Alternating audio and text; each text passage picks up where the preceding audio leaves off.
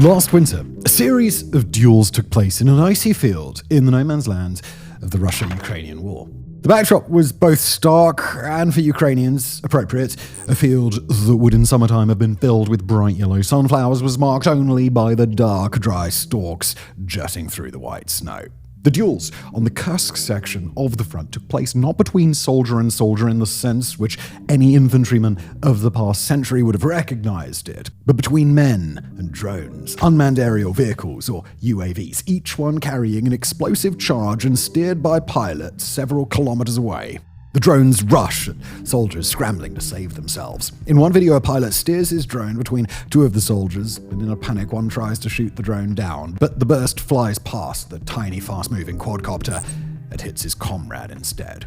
Russia's full-scale invasion of Ukraine has become the crucible in which a new kind of remote control warfare is being developed, and the range of tasks to which drones are applied now extends far beyond plowing into enemy soldiers. In June, small quadcopters planted by Ukrainian intelligence and piloted from inside Ukraine flew out of trucks deep inside Russia and destroyed at least 20 aircraft of Russia's strategic aviation. Early in July, naval drones transported heavy bomber UAVs to Crimea, where the bombers lifted off to strike Russian air defense radars. Drones are receiving the surrenders of exhausted assault troops. They're stabbing other drones with swords. They're laying mines and stealing enemy machine guns.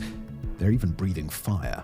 And look, we could go on, but what matters is we're watching unmanned systems change warfare in Ukraine beyond recognition, and these innovations won't stay in Ukraine. New types of drone, developed or refined there, are already appearing in conflicts around the world. The first true drone war. The Russia-Ukrainian war is the world's first true drone war. It's not the first armed conflict where drones have been decisive. There have been a few of those, notably the second Nagorno-Karabakh war back in 2020 and the Tigray war in 2022. But the war in Ukraine is the first in which drones have been the most important technology for both sides, and that drones have been the primary focus of technical competition. Both Russia and Ukraine now estimate that they're dealing out and receiving more than 2/3 of their battlefield damage by drone, and drones are now the principal mechanism for doing long-range damage. This is the war that gave us the first all-drone assault, the first drone-on-drone combat, and a whole vision of what warfare begins to look like when remote-controlled killing becomes the norm. It's also the war that led to an explosion in the volume of military drones that are now being produced worldwide. On one estimate, when Russia commenced its full-scale invasion of Ukraine in 2022, its military had about 2,000 drones. Last year, they produced about 1.5 million, and this year they expect to far exceed that. Ukraine, for its part, plans to produce 4.5 million. And the number of expected military drone pilots, many of whom will be unemployed when the war ends, will have increased in proportion. It's a war that hasn't just used military drones at a massive scale, but also transformed them through a frantic process of innovation, industry, adaptation, and counter-adaptation. The drone innovation ecosystem in Ukraine is a chaotic jumble of civil society or private sector startups using 3D printers, machine learning algorithms, and a move fast break things ethos. They're backed by billions of dollars provided by the Ukrainian state and partnerships with European companies, both vast and specialist. On the Russian side, the state's role is bigger, but private sector accelerators also play their part. And all this makes it sound very modern, even futuristic. And that really is part of the story. But the ecosystem also looks like soldiers melting TNT on an open-air camp stove or loading a remote-control miniature tractor with anti-tank mines to see what happens. It looks like contraptions that could have been invented and produced by the sort of people who used to go on robot wars and are now turning all that creativity to a clash of cataclysmic human proportions. Training for drone warfare could look like sophisticated physics simulators or VR headsets or whatever this is. This is a story in which the huge variety of different innovations is as much of a story as the leading innovations themselves, because each one, however marginal in the total picture today, opens up possibilities that a few years ago could only be found in military science fiction. So how did we get here? Drone combat before 2022. Before February 2022, to simplify a bit, there were two predominant types of drone warfare, one originated by states and the other by non-state actors. The state version of drone warfare was exemplified by the United States of America during the 2-decade-long strategic clusterfuck popularly known as the Global War on Terror. Their main tool was the Predator, a so-called medium-altitude long-endurance or MALE drone, large, slow-moving, comparable in size to a fighter jet, but a lot cheaper and able to patrol for many hours at a time before releasing its missiles at the command of a pilot at thousands of kilometers away. They were vulnerable to air defense assets of moderate sophistication, but in Iraq, Afghanistan, Pakistan, Yemen, and Somalia, the US was chasing militants who couldn't do much more than fire rifles uselessly at the tiny buzzing dot in the sky. This was the first age of drone warfare, and it became associated with extreme asymmetry, as well as the civilian casualties produced by mistaken strikes, especially on weddings and other rural gatherings. The second age was inaugurated by a series of middle powers who decided to build their own Predator equivalents, albeit usually smaller and less powerful. These came from Israel, Iran, Turkey, and China. Of course, of these, Turkey's Bayraktar TB2 became the most notorious, especially when it seemed to turn the course of 3 short, sharp, decisive conflicts in the year 2020. TB2s allowed the Libyan government to defend their capital from the warlord Khalifa Haftar, Turkey to defeat Bashar al-Assad in northern Syria at minimal cost, and Azerbaijan to seize a swath of territory from Armenia. Crucially, in each case, the TB2 was deployed in tandem with Turkey's Coral system, a radar detector and jammer with a purported 200-kilometer range which allowed the air defense systems used by each opponent to be neutralized. Not long after, Ethiopia began to deploy Turkish, Iranian, and Chinese drones against rebels in Tigray, turning the tide of one of this century's cruelest wars in favor of the government. Non-state armed groups in the Middle East pioneered their own approach beginning around the autumn of 2014 when Hezbollah claimed to have dropped munitions from a drone onto a group of Syrian rebels opposed to Bashar al-Assad. A couple of years later, the first Kamikaze drone made from a commercial hobby drone was used, and in this case, we regret to inform you that you gotta hand it to the terror group ISIS, who plowed their contraption into a checkpoint in Iraq in early October 2016, killing no one but destroying some infrastructure. Well done, ISIS! Now, none of these armed groups who experimented with improvised combat drones during this time, which included Hamas, the Houthis, and the PKK, were able to use them to fundamentally alter their position. Most failed to deploy drones at scale and were at a huge asymmetric disadvantage in every other dimension. Even ISIS, who used grenade-dropping quadcopters extensively during their retreat through Mosul in 2017, was always on the back foot. The governments nonetheless took notice. Turkey developed a line of bespoke Kamikaze quadcopters, which saw use in Azerbaijan and Libya alongside their TB2s. And ultimately, it would be the non-state armed group innovation of small, weaponized quadcopters, not the hulking Predator-type drones, that presaged the sort of drone warfare that we see in Ukraine today. The 5 phases of the frontline.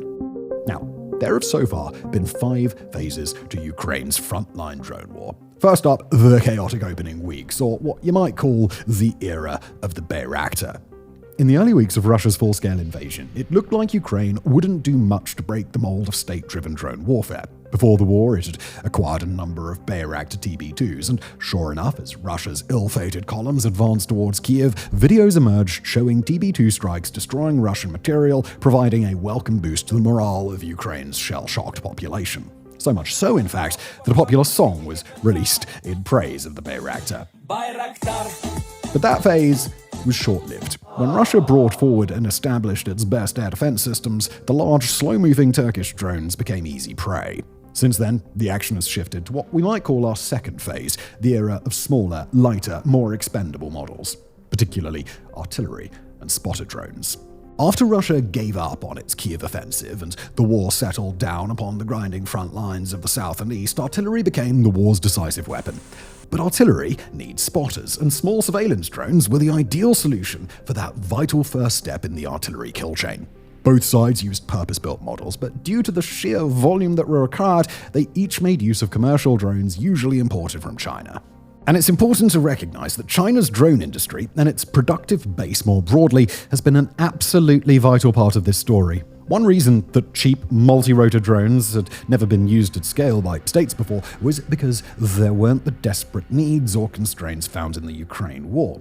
But it's also because there simply wasn't an established industrial sector ready and able to supply drones and the components used to modify and adapt them at low cost and huge scale. The importance of drone spotters in this phase prompted the propagation of both electronic warfare measures and light air defense assets by way of reply. And all of this brings us neatly to Phase 3 of the drone cinematic universe, the weaponized quadcopter revolution. This phase also saw the early emergence of weaponized drones. Commercial, multi-rotor drones were quickly modified to drop grenades, and in July 2023, an enterprising Ukrainian soldier, call-sign Tourist, zip-tied an RPG round a racing drone and, with the benefit of a watching journalist, ploughed it into a Russian position. But at first, these combat drones didn't predominate. It took a while for the military drone production to scale up, and meanwhile, for the supply of artillery ammunition and artillery pieces to run down. But the transition continued apace during 2023. By 2024, FPV drones were the characteristic weapon of Ukraine's front lines. And that led directly into the next phase, the imperfect attempt to implement AI. As drones became more prolific, the urgency to combat them grew in proportion. For the most part, that meant electronic warfare, which operates to break the data link between pilot and drone. Both sides began to work on artificial intelligence modules to replace aspects of the pilot's role. Optical navigation modules allow drones to chart their course through the enemy's electronic warfare zone using an onboard camera and stored satellite data to identify their location. They can then re-establish pilot contact on the other side. So-called last-mile targeting modules allow the drone to charge a self-selected target, even if electronic warfare measures disrupt the pilot link. It's useful for tanks and other machines with inbuilt short-range jammers. But although these developments appear to hold out the promise of fully autonomous combat drones, progress beyond a few useful but imperfect modules proved slow and uneven. And on the front lines, that just was not good enough. And so we enter the last great and current phase of drone evolution in the Ukraine war, the fibre-optic revolution. This is the era when a Russian drone developer had the bright idea of circumventing the whole electronic warfare question entirely by replacing radio control with a spool of fibre-optic cable. Fibre-optic drones first appeared in August 2024, and by mid-2025 are the single most desired drone assets on the front line, although it does turn out it's possible to counteract them with anti-drone scissors. Ukraine is trying to catch up, but the reality is that this time, Russia is ahead of the learning curve, and that advantage is taking its toll on Ukraine's hard-pressed defensive line. And so we arrive at today. Some parts of the front lines of southern and eastern Ukraine are crisscrossed with a spider's web of plastic fibers glimmering in the slanting light of dusk or dawn. But every other phase of the drone revolution is still present. Drones still pick out targets for artillery. Machine learning modules continue to be developed and deployed. And even the TB2 still gets the odd outing, as demonstrated by a recent strike near Kherson. Innovation is still accelerating at pace, branching out to new areas and optimizing old ones. But before we talk about that, let's take stock of how these new technologies have transformed the war between the two parties. Defining Ukraine's drone revolution. If this is the leading edge of a military revolution, what sort of revolution is it? And what might it mean for the rest of the world? Well, during the first era of drone warfare, public commentary concerned the moral dangers implicit with the ease, risklessness, and abstraction of the killing for pilots who did not comprehend their targets as human, just a few distant, depersonalized pixels. In Ukraine, the risk asymmetry is reduced but not disappeared. Frontline drone operators still have to be close enough to the front lines that their positions can be struck if their location is identified, but they can stay in a dugout while they pilot. For most of human history, war has consisted primarily of a series of contests between infantrymen, which were two-sided in the sense that each one was vulnerable to the same human soldier who he was trying to kill. But the Ukrainian version of drone warfare shifts this emphasis. Warfare becomes instead primarily a series of interlocking but one-sided contests between a hunter in relative safety and prey whose best-case scenario is survival. Reportedly, some veteran soldiers on both the Russian and Ukrainian side are struck by the gamified mentality which drone warfare encourages among newer operators who have never known anything different. But today's drones provide a much more intimate, close-up view of the enemy to their operator than did the Predators and the TB2s that were the primary instruments of drone warfare only 4 years ago. It's not uncommon for FPV drones to catch a close-up of a target soldier's face in the last moments before the killing blow, an experience that hasn't been usual since the advent of the musket. Surveillance or bomber drones sometimes catch moments of absolute desperation that would have previously been invisible, lone soldiers giving up in the most final way. Several eerie videos appear to show Russian soldiers who have been told that if they freeze, drones can't see them, like a hunter-seeker from Dune or that T-Rex from Jurassic Park. Whether it's a rumor or a practical joke, the effects are deadly.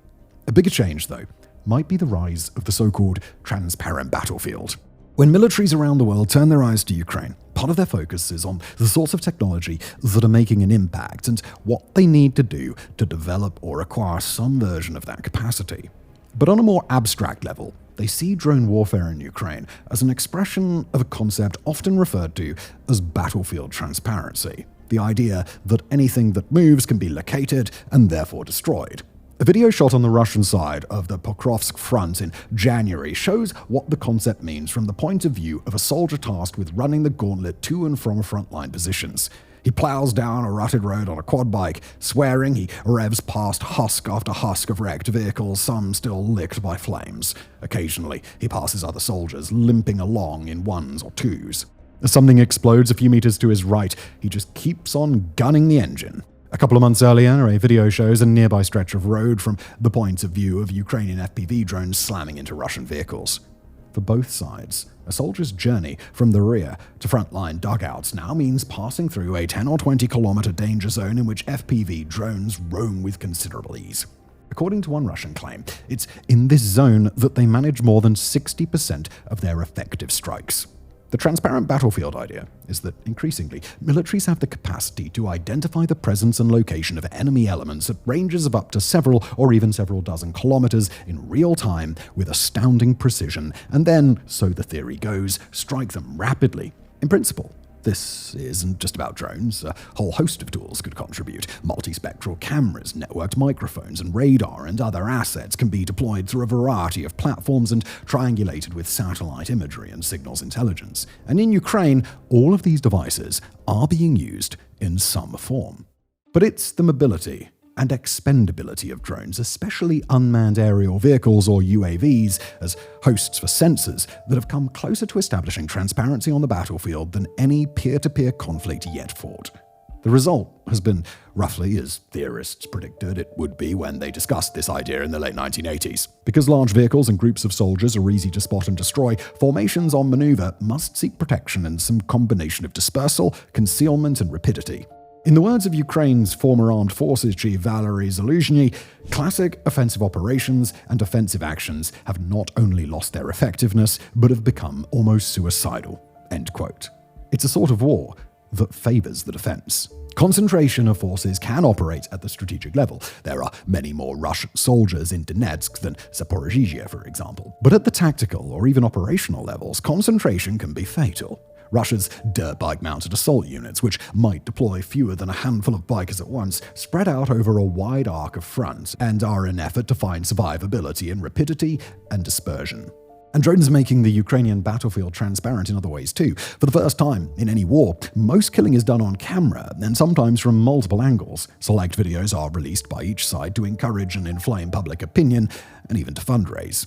The whole world can peer in on this war each day with unprecedented breadth of vision, even if what they see is, to a large extent, curated. For commanders too, there is a new sort of transparency, not just about where the enemy are, but about what their own troops are doing. Post-Soviet militaries, both Russian and Ukrainian, have routinely been plagued by commanders giving false reports as to their achievements, the ground they've taken, the enemy assets they've destroyed, and so on. And that still goes on, but it's getting harder because it's getting easier to say, okay, pics, dude, or it didn't happen. And so it's also easier to identify effective units and operators, especially those who work with drones. And that's the premise of Ukraine's gamified drone leaderboard and the internal market for military supplies linked to it. And we actually made a whole video about that if you want to check it out. Mechanisms to achieve similar ends have always been available, but with so much of everything now on video, High Command has a novel tool with which to recognize and reward competence. Contemporary and recent innovations. So, where is innovation heading now? UAVs are being equipped with a whole range of novel weapons. Last year, the introduction of thermite-spewing dragon drones, which look terrifying but turned out to be less useful than their designers expected.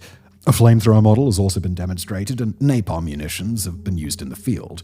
The past year has also seen the steady introduction of unmanned ground vehicles, or UGVs. Developers on both sides have showcased Kamikaze models. Many of these are weaponized hoverboards, as is this smokescreen-laying variant. Ukrainian developers have shared photographs of, and this is not a joke, 2 small Kamikaze drones with anti-tank mines for wheels.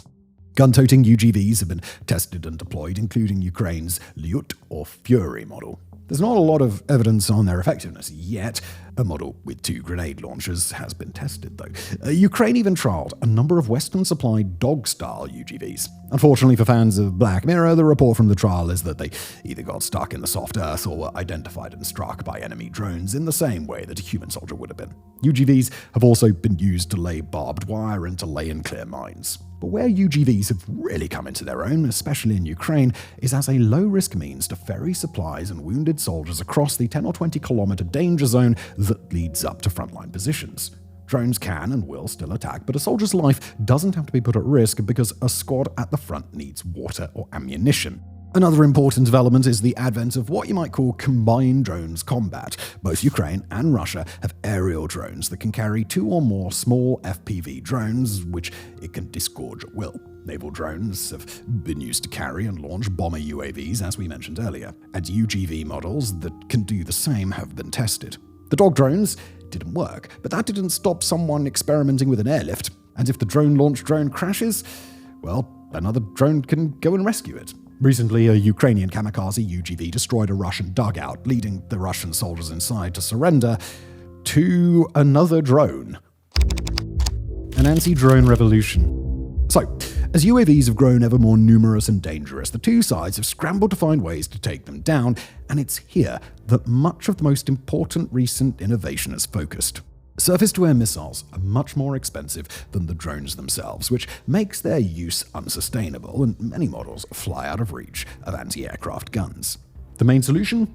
Well, you guessed it, it's more drones, isn't it? As Russia's long-range strike UAVs fly into Ukraine, heading for munitions factories and apartment blocks, their location is identified by Ukraine's novel nationwide network of microphones pointing at the sky and trained by artificial intelligence to identify and triangulate the buzz and whir of incoming munitions. Ukraine's FPV interceptors close in with kamikaze munitions, or in the case of mother drones, to launch separate interceptors.